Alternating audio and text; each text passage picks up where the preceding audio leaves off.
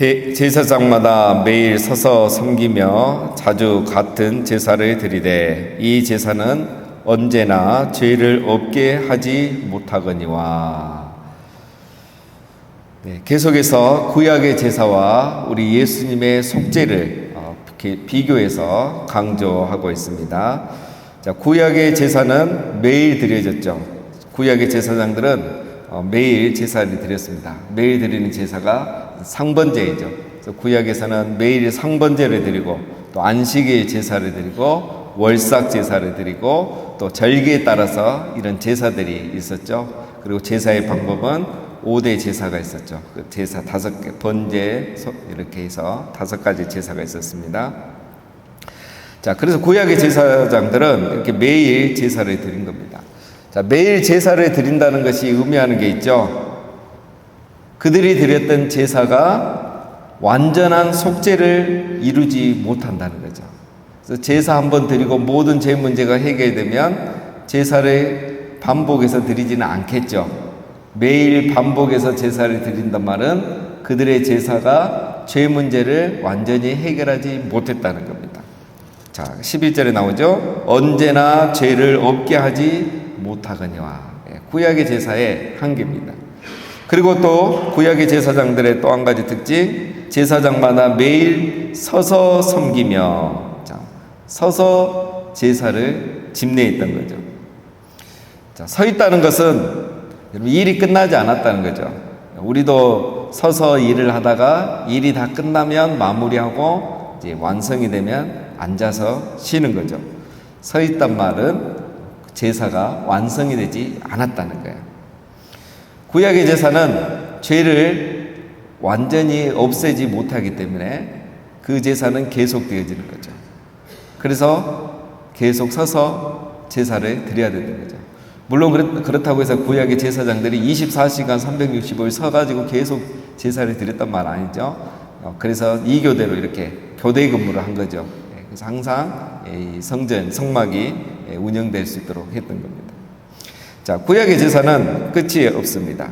그리고 제사장들은 항상 서서 했어야 됩니다. 자, 그러면 우리 예수님의 속죄제는 어땠는가? 12절에 오직 그리스도는 죄를 위하여 한 영원한 제사를 드리시고 하나님 우편에 앉으사. 자, 구약의 제사장들은 여러 가지 제사를 매일 드렸지만 예수님은 한 영원한 제사, 단 한 번으로 영원한 제사를 드리셨다, 이런 의미입니다. 왜 예수님은 단 한 번으로 영원한 제사를 드렸을까요? 구약의 제사장들은 죄를 없애지 못하기 때문에 매일 제사를 드려야 됐지만 예수님은 단 한 번의 제사로 죄를 없이 할 수 있었던 거죠. 그래서 우리 인간을 거룩하게 했던 거죠. 그래서 예수님은 매일 제사를 드릴 필요가 없는 겁니다.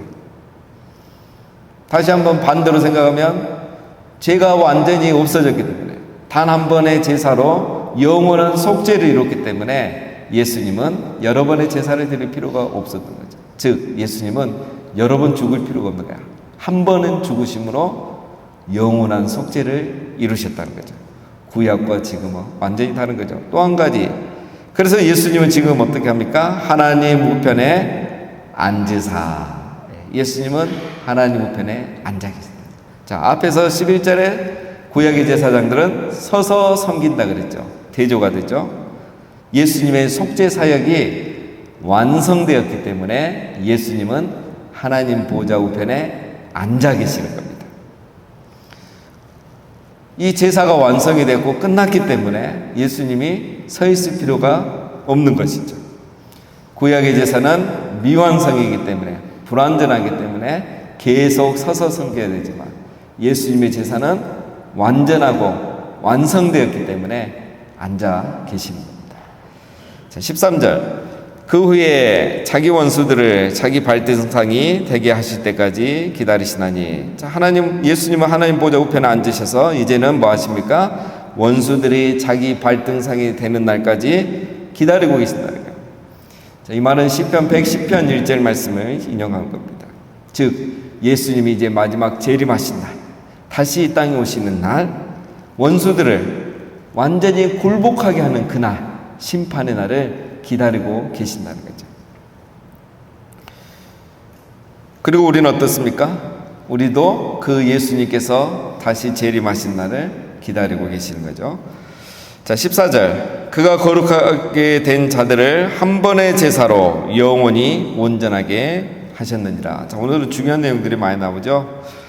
자, 11절에서 13절을 요약하는 게 바로 이 14절입니다. 예수님은 단 한 번의 제사로 우리를 영원히 온전하게 하셨다는 거예요. 우리를 완전히 죄로부터 자유케 하고 우리의 모든 죄를 완전히 해결하고 죄를 없게 하고, 그래서 모든 이 제사, 우리를 위한 구속의 사역들을 완성하셨다라는 겁니다. 온전하게 하다, 이것도 완료 시제입니다. 예수님이 한 번 죽었지만 그 속죄의 효력이 지금까지 미친다는 거예요. 계속. 그 다음에 또 하나의 표현이 있죠. 영원히 온전하게 하셨다. 한 번의 제사로 영원한 속죄를 이루셨다. 예수님의 제사의 특징이죠. 자, 15절. 또한 성령이 우리에게 증언하시되 주께서 이르시되 그날 후로는 그들과 맺을 언약이 이것이라 하시고 내 법을 그들의 마음에 두고 그들의 생각에 기록하리라 하신 후에 또 그들의 죄와 그들의 불법을 내가 다시 기억하지 아니하리라 하셨으니. 자, 중요한 내용이 나오죠.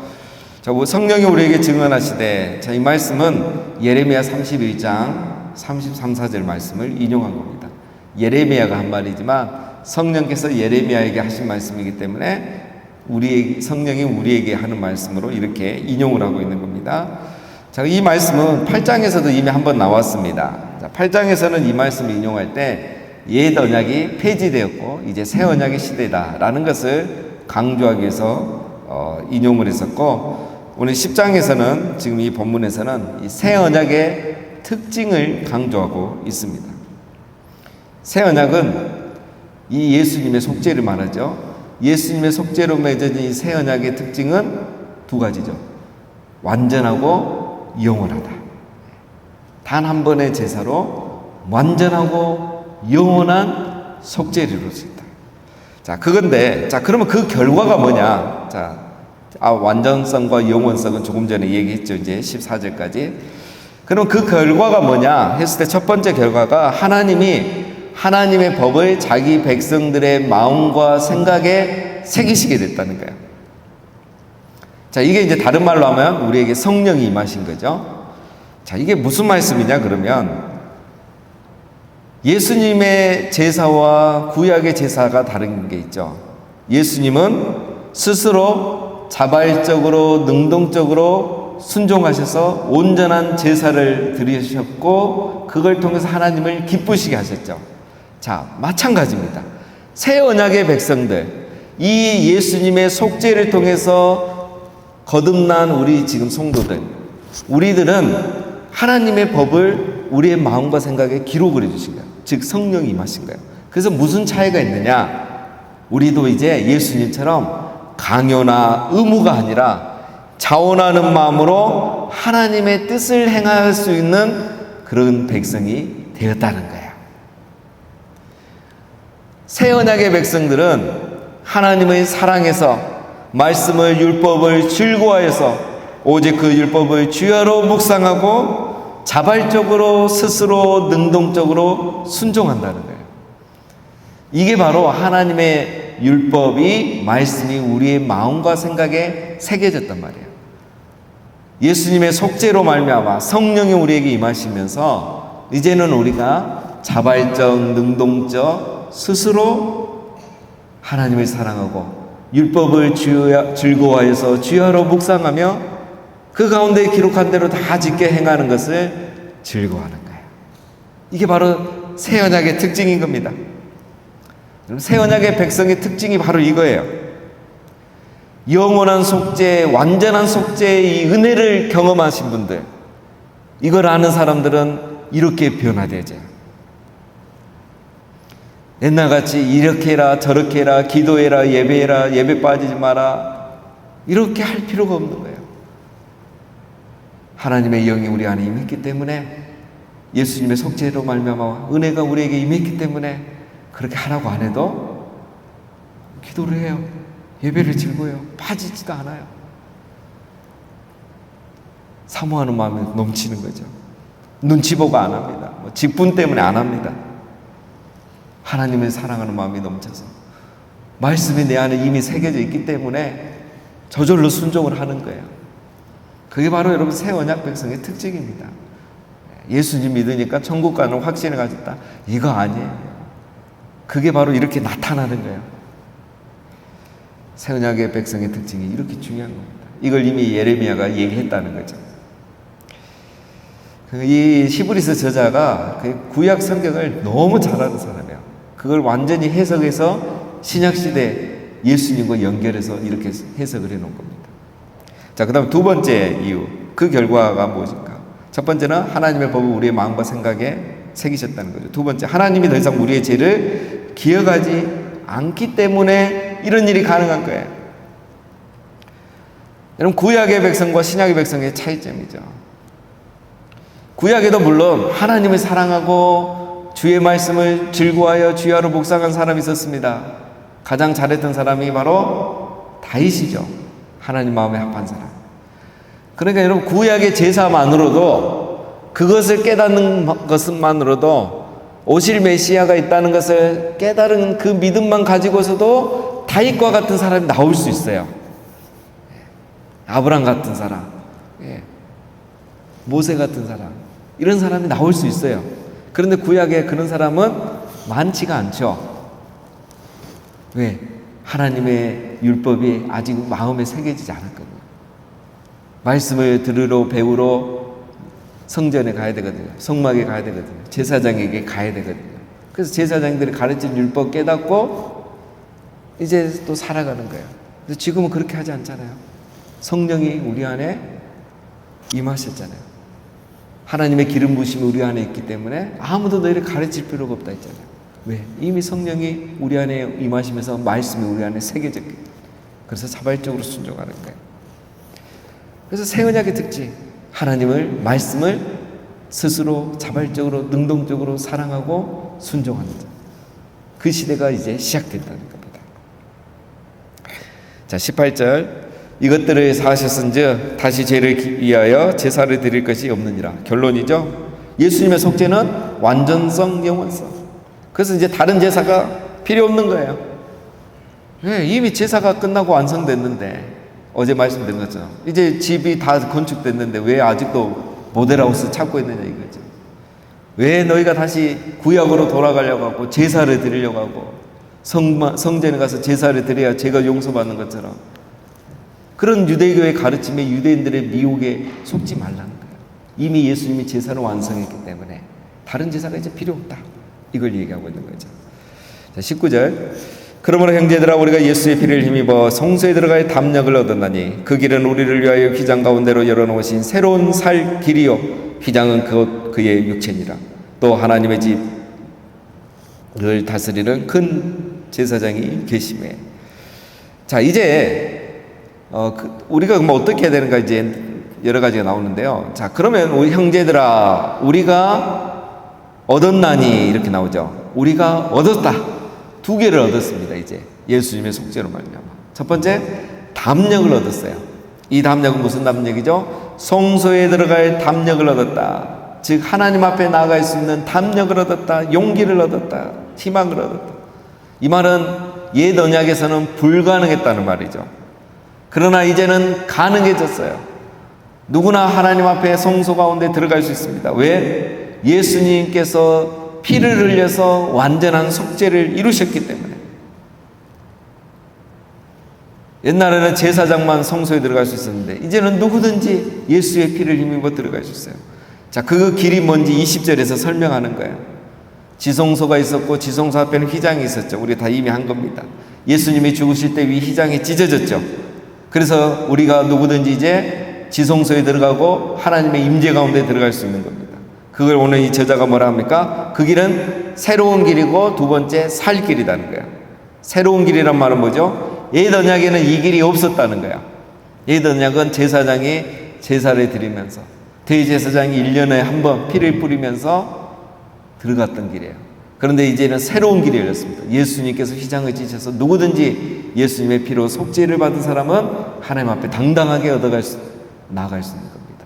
담력을 얻었죠, 우리가. 두 번째, 이 길은 살 길이에요, 살 길. 이 길을 지나가는 자마다 생명을 얻고 영생을 얻는 겁니다. 예수 그리스도의 피를 힘입어 하나님 앞에 나아가는 자는 생명을 얻는 거예요. 그게 바로 살 길이기 때문에 그렇습니다. 그 다음 두 번째 얻은 게 뭡니까? 큰 제사장. 이 말은 위대한 제사장입니다. 대제사장을 말하죠. 여러분, 예수님께서 이 구속의 사역을 하심으로 예수님 우리에게 큰 대제사장, 대제사장이 된 거예요. 예수님이 이 일을 안 하시고 하늘의 보좌에 그냥 계시면, 하늘나라에만 계시면 우리에게는 그냥 저 하나님이에요. 하나님 아버지하고 별다를 게 없어요. 그런데 예수님께서 이 땅에 오셔서 이 영원한 속죄를 이루셨기 때문에 그분이 우리에게 대제사장이 된 거예요. 아론도 필요 없어요. 다 필요 없어요. 이분만 있으면 우리는 하나님 앞에 나갈 수 있는 거예요. 이 큰 대제사장을 우리가 얻게 된 거예요. 얼마나 큰 축복입니까, 여러분? 이분 때문에 우리가 하나님 앞에 나갈 수 있는 담력을 얻는 거예요. 그런데 자꾸 구약으로 제사로, 다른 제사로 돌아가지 말라는 거죠. 자, 마지막으로 우리가 이 큰 은혜를 받았죠. 그러면 이제 우리가 어떻게 살아야 되는가? 세 가지를 얘기합니다. 22절. 우리가 마음의 뿌림을 받아 악한 양심으로부터 벗어나고 몸은 맑은 물로 씻음을 받았으니 참 마음과 온전한 믿음으로 하나님께 나아가자. 첫 번째, 이제 우리가 이 큰 은혜를 받았잖아요. 대제사장이 우리에게 있는데, 그리고 우리가 성소에 하나님 앞에 나갈 담력을 얻었는데, 첫 번째, 참 마음과 온전한 믿음으로 하나님 앞에 나가기를 힘써라 이거죠. 다른 말로 하면 기도와 예배예요. 진실한 마음, 하나님 사랑하는 마음, 자발적이고 스스로 능동적으로 믿음을 가지고 하나님 앞에 나아가자는 거예요. 우리 하나님 앞에 나가는 건 예배와 기도죠. 말씀이잖아요. 예수님의 피로 마음에 뿌림을 받아 깨끗하게 되었는데 하나님 앞에 안 나가버리는 거예요. 예배를, 기도를 스스로 안 하는 거예요. 하자 해야 되고. 여러분, 한국교회의 가장 이상한 현상이 뭔지 아십니까? 특별이라는 게 붙어버리는 거예요. 특별 새벽기도에, 특별 저녁부에. 얼마나 우리가 안 모이고 안 하면 특별이라는 걸 자꾸 붙이는 거예요. 그래서 곽선희 목사님은 평생 목회하신 동안 특별이라는 걸 하나도 안 하셨다는 거예요. 그게 잘못됐다. 새벽기도는 매일 하는 거지 왜 특별히 하는 거고. 그래서 이분은 특별이라는 글자를 안 쓰신 거예요. 여러분, 우리가 이 은혜를 받았는데 참마음과 온전한 믿음으로 매일 나가야 돼요. 새 언약을 아는 사람은 이렇게 하게 돼 있다는 거예요. 지금 하란 말이 아니에요. 의무가 아닙니다. 이렇게 하게 돼 있어요. 이런 특권이잖아요. 은혜잖아요. 두 번째 23절, 또 약속하신 이를 믿으시니 우리가 믿는 도리의 소망을 움직이지 말며 굳게 잡아라. 소망이 흔들리지 말고 좀 믿음을 굳게 잡고 좀 신실하게 신앙생활 해라는 겁니다. 시험에 들지 말고 제발 자꾸 유혹에 빠지지 말고 한 번, 두 번이고 몇 번이고 그렇지. 수근수근하는 사람들의 말에 좀 넘어가서 흔들리지 말고 그런 것 때문에 이랬다 저랬다 하지 말고 유대인들이 뭐라 하든 누가 뭐라 하든 좀 믿음을 굳게 잡고 소망을 가져라. 대제사장이신 예수님이 이제 원수들을 발등상되게 하시는 그날이 오면 우리가 정말 하나님과 함께 영원히 살 날이 오는데 기도생활, 예배생활 열심히 하면서 좀 흔들리지 말고 좀 믿음을 굳게 지키라는 거예요. 그 시대도 이랬다는 거예요. 오늘 우리만 그런 게 아니라. 24절, 서로 돌아봐 사랑과 선행을 격려하며 모이기를 피하는 어떤 사람들의 습관과 같이 하지 말며 오직 고나여 그날이 가까움을 볼수록 더욱 그리하자. 서로 돌아봐 사랑과 선행을 격려하라는 거예요. 교회는 어떤 것이냐? 이 은혜를 받은 사람들은 어떻게 해야 됩니까? 서로 돌아보고 사랑과 선행을 격려하는 거예요. 이 은혜를 아는 사람들은 험담하고 불평하고 원망하지 않는다는 거예요. 어떻게든 돌아보고 사랑해주고 격려해주고 남 몰래 선행을 해주는 거예요. 이게 바로 교회입니다, 여러분. 이게 교회예요. 모이면 자기 이야기하고 자기 자랑하고 남 험담하고 교회 흉보고 교회 중직자 흉보고 이거는 아니라는 거예요. 그는 아직 옛 언약의 사람인 거예요. 율법을 갖고만 사는 거예요. 자기의 의로움만 드러내는 거예요. 그러나 새 언약의 사람은 아니에요. 우리가 다 똑같은 은혜를 받았고 똑같은 은혜 공동체인데 사랑하고 격려하고 눈에 뭐가 보이면 불평하고 소문내고 험담하는 게 아니라 내가 사랑으로 선행으로 그걸 커버해버리는 거예요. 그게 새 언약의 사람입니다. 특별히 우리 사역자, 직분자, 교회 유급 봉사자들, 유급 사역자들 다 그런 거예요. 두 번째, 모이기를 힘써야 되는 거예요. 새 언약의 백성들의 특징은 모이기를 힘써요. 옛날에는 이게 잘 안 됐거든요. 그러나 이제는 은혜 시대잖아요. 모이기를 힘써요. 이런 모이지 않고 신앙 공동체가 어떻게 유지되겠습니까? 그렇죠? 현대사회 가족의 문제, 현대사회의 문제가 다 이유가 뭡니까? 모이지를 않는 거예요. 산업화 이후에 우리 무너지기 시작한 게 이 가족 공동체잖아요. 다 뿔뿔이 흩어져 살잖아요. 가족이 같이 모여서 저녁 식사를 못 하잖아요. 식구는 밥을 같이 먹는 사람이 식구인데 식구가 말만 식구지 같이 저녁을 안 먹으니까 같이 대화가 안 되고 그러니까 가치관이 공유가 안 되고 신앙이 공유가 안 되는 거예요. 그래서 신앙도 개성이 안 돼버리는 거예요. 가족이란 개념이 깨어지는 거예요. 그러니까 거기서부터 이 사회의 가장 근간이 되는 가정이 깨지니까 사회가 흔들리는 거죠. 우리 신앙도 마찬가지고 교회 공동체도 마찬가지고. 그러니까 건강한 가정은 어떤 가정이냐? 잘 모이는 가정이에요. 이제 요즘 현대사회 매일 저녁을 같이 못 먹지만 자주 모여요. 무슨 이유든 경조사든 해서 가족들이 자주 모이고 친척들이 자주 모이고 그런 가정이 건강한 가정입니다. 교회도 마찬가지입니다. 자꾸 모여야 돼요. 모이고 예배하고 말씀 듣고 말씀 사경하고 이렇게 다 하는 이유가 이런 겁니다. 자, 오늘은 적용이 많아서 좀 길어졌습니다. 자, 우리가 이 시대는 어떤 시대, 우리가 살고 있는 시대는 어떤 시대입니까? 은혜 시대예요.